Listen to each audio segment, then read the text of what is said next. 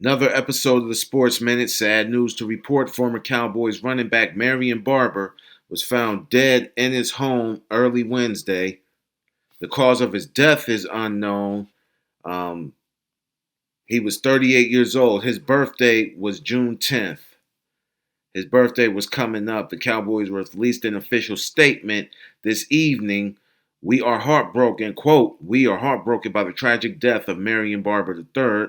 Marion was an old school, hard-nosed football player who ran with the will to win every down. He had a passion for the game and love for his coaches and teammates. Our hearts go out to Marion's family and friends during this difficult time. Now, Marion Barber played 7 years in the NFL. 6 of those seasons he played for the Cowboys. He finished his career with 4,780 rushing yards and 53 rushing touchdowns. Our thoughts and prayers are with Marion Barber and his family as they get through this difficult time.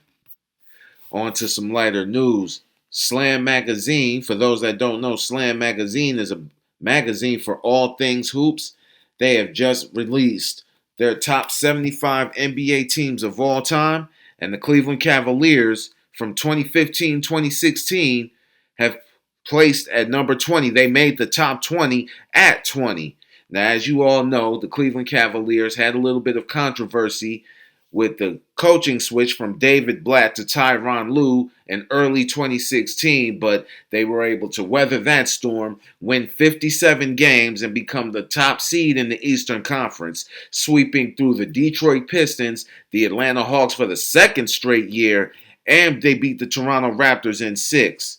All in all, it ended up in a rematch from 2015 with the Golden State Warriors. The Golden State Warriors were up 3-1 before Cleveland came back and took that right from them. And Golden State won 73 games. They only lost 9 games that year. So that was a pretty big deal. And we are the only team in NBA history to do that. I'll have another episode later on down the line about how the Cavs were able to mount that comeback. But that, I think they're ranked right where they needed to be.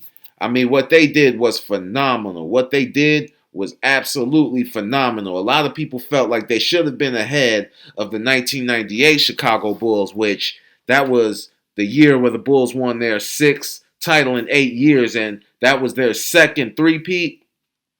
Let's be honest. I mean, the Bulls actually did not have it easy that year. Age was catching up to them. Scottie Pippen was out for most of the year. They barely beat Indiana in the conference finals, and they had to beat the Jazz in a rematch. And Utah was a very tough team with John Stockton and Karl Malone.